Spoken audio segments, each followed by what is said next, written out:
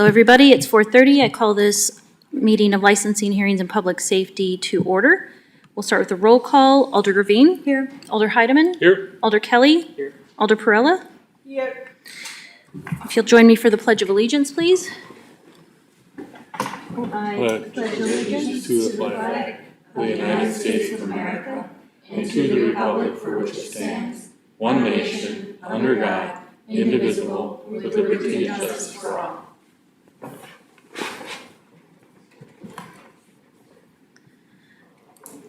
Item number 4, approval of minutes for licensing, hearing, and public safety committee meeting held on June 22nd, 2026, and special licensing, hearing, and public safety committee meeting held on June 29th, 2026. Move to approve. Second. Motion made by Alder Heidemann, seconded by Alder Gravine. All those in favor? Aye. Chair votes aye. Item number 5, public comment. Does not look like we have anybody here from the public this evening. Quiet meeting, so we will move on to item 6, resolution number 562627 by Alderpersons Borse and Heidemann, authorizing the appropriate city officials to renew the agreement for urban search and rescue emergency response services for the period of July 1st, 2026 through June 30th, 2028. Do we have somebody from the the chief, this is not police, this is fire. Chief Monty, if you want to give us an update on that? Yeah, thank you, Chair. So this is the, every 2 years, the state requires the task force to, for all the participants to review the contract and re-sign the agreement. This is solely that agreement that the council approved several years ago regarding the task force and our participation. And if you recall, it's almost a net neutral where they pay for all their training. If we have members get deployed, they reimburse the city for that. And actually, we did have 2 different deployments, one last year for Texas, and then this year for Portage, we assisted there. So, yeah, it's a great opportunity for us to continue to participate, and our members are bringing back the training that they gain out at Volk Field to and bringing it back for our members and training them. So it's a great opportunity for us. Excellent. Thank you, Chief. For discussion, Alder Perella? Yeah, just to confirm, since I don't see any red line, there is no change besides the dates? Correct. Okay, thank you. Any other questions for the chief? Move to approve. Motion to approve was made by Alder Heidemann, second was made by Alder Kelly. All those in favor state aye. Aye. Chair votes aye. We will move on to item number 7, resolution number 592627 by Alderpersons Borse and Heidemann, authorizing the appropriate city official to complete and sign Part G of Wisconsin Department of Revenue Form AB 105, submitted by Three Sheeps Brewing Company, LLC. Any comments from anybody on staff on this one?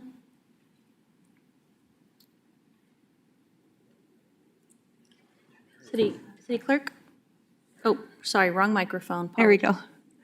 All right. This is the same application that was submitted last year for the same time period. He is not licensed through the city, so he needs to fill out this form for the state, but we do have to approve that there is no issues with the application so that he can take it to the state to get approved.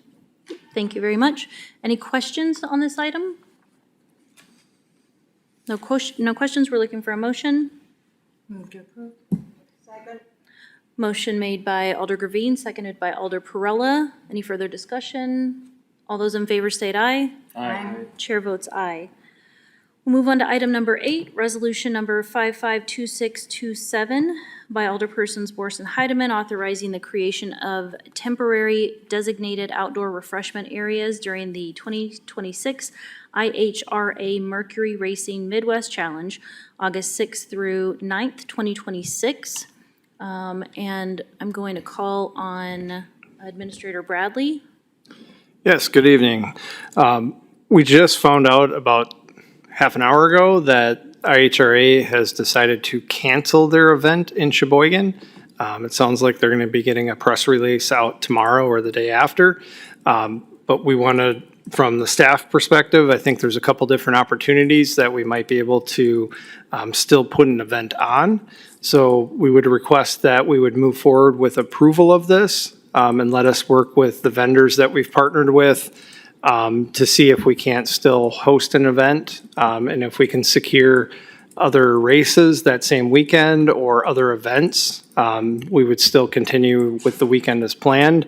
If not, we would still look at modifying it to where we still have the block party and then the weekend party at King Park. So both of those are, while they're put on during the event, are actually independent of the event. So in this case, the item 7 that you just approved, Three Sheeps sponsors the Family of Fun event that's in partnership with the city.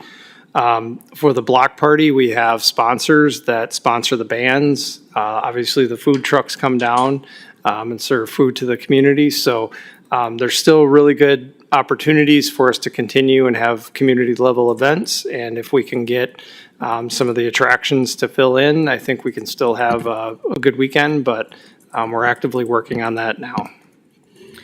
Administrator Bradley, could you just comment if there is in any way, shape, or form any reason that the event was canceled based on interaction with the city, concerns with the city, lack of partnership with the city, just for clarification for the community?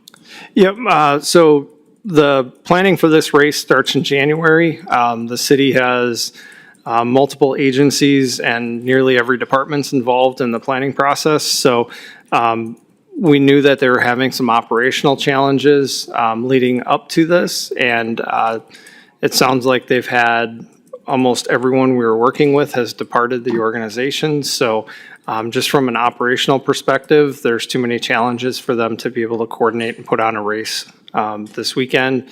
I don't know what the future looks like. I know there's multiple racing leagues, so there's really good opportunity. Obviously, Sheboygan was selected as the best race course by that league, and that's created interest from other leagues. So there's might be opportunity to partner with other racing organizations to continue this event in the future. It might not be through IHRA. We'll have to see how that all works out. Thank you for the clarification. I appreciate that. Any questions from anybody? Alder Perella?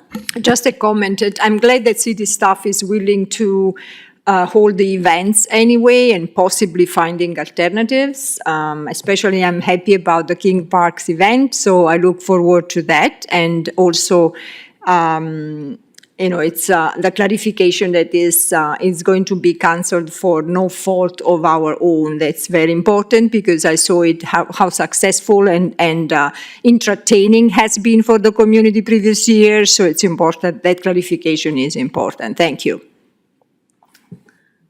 Thank you, Alder Perella. Alder Heidemann? Yeah, thank you, Chair. Yeah, it'd be a shame to waste all the time and effort that the city's put in to put everything in place and designate these certain areas. I don't think it's going to be, there won't be an adverse effect by not having the boats. We'll just have something else there. And I'm glad to see we're making the effort basically to go along, to put this in place so we can have something into the city at that time period, even though it's not a boat race. But thanks for your efforts. Thank you, Alder Heidemann. Any other comments? We'd be looking for a motion. Move to approve. Motion to approve was made by Alder Heidemann, seconded by Alder Perella. Any further questions or discussion? All those in favor state aye. Aye. Chair votes aye. Moving on to item number 9, resolution number 462627 by Alderpersons Borst and Heidemann, approving an alcohol beverage license transfer from Place to Place, Lush Lounge 2 LLC. Any comments from City Clerk? I would just say that this license application was reviewed by staff and there are no concerns. Thank you. Any questions from anyone on this item? Alder Heidemann? Thank you, Chair. As far as the police department is concerned, has there ever been any indication or anything that you've never had any problems with Lush Lounge in the past? Who would like to take that? There we go. We have had no recent issues in the last several years with Lush Lounge. We have no concerns, with the transfer of this permit. Okay, thank you. Thank you. Any other questions? We have a motion to approve? Alder Gravine made the motion. Alder Perrella made the second. Any other questions or discussion? All in favor state aye. Aye. Chair votes aye. Item number 10, resolution number 452627 by Alderpersons Boris and Heidemann, approving beverage tobacco licenses. City Clerk, any comments on this one? I would just say that they've all been reviewed again by staff, and we have no concerns. Thank you. Do we have any questions about any of the approvals from anyone on the committee? Nope. Looking for a motion to approve? Second. Motion made by Alder Perrella, seconded by Alder Kelly. All those in favor state aye. Aye. Chair votes aye. Item number 11 is discussion regarding available Class B liquor licenses, and we'll start that discussion with an update and comments from clerk. So historically, the clerk's office has kept a list of people, applicants that were interested in opening an establishment that needed a Class B liquor license. And then when one would become available, the committee would hold a meeting that would have applicants come and present their plans to the city, and you would pick whoever you thought was best for that liquor license and grant them the ability to apply for that license. So that license would still come back to you, that application, after you had granted them the ability to apply. And so right at this point, after the renewals have been done, we are looking at, we have 7 available Class B liquor licenses in the city. So I guess we're just looking for direction. We have 27 that are on a list for a wait list. That doesn't mean that they're all ready to go. That means that they want a call when you have presentations, and then we would call them and tell them when and where and see if they wanted to present. So we have 27 on the list and 7 available. Thank you. How, in the recent past, have we had that many available at one time over the last several years? No. I think we had 5 last year, and after presentations, I think 4 were granted the ability and 1 was held. So we still have that 1 that was available, but there were several that were not able to renew their license, like the Old Sandy's, West Coast. Let's see who else was on that list. The El Rancho and Mi Ranchitos, Thai Cafe did not, and Seared was not able to get their building up in time to open with their liquor license. So that one became available, and then they went back on the wait list. So they would want to present again. Okay, thank you. Questions or discussion from the committee? Alder Perrella? Would you check on the prerequisites for these potential applicants or applicants before we decide? I mean, before we recommend? So if there are prerequisites that they do not meet for whatever reason, have those been screened already of all the ones in the waiting list? No, we don't do that until they apply, because then we do background checks and all kinds of things that we wouldn't do on somebody that was just on a wait list. So if you granted the ability for them to apply and then they came back that they were ineligible, then that license would become available again.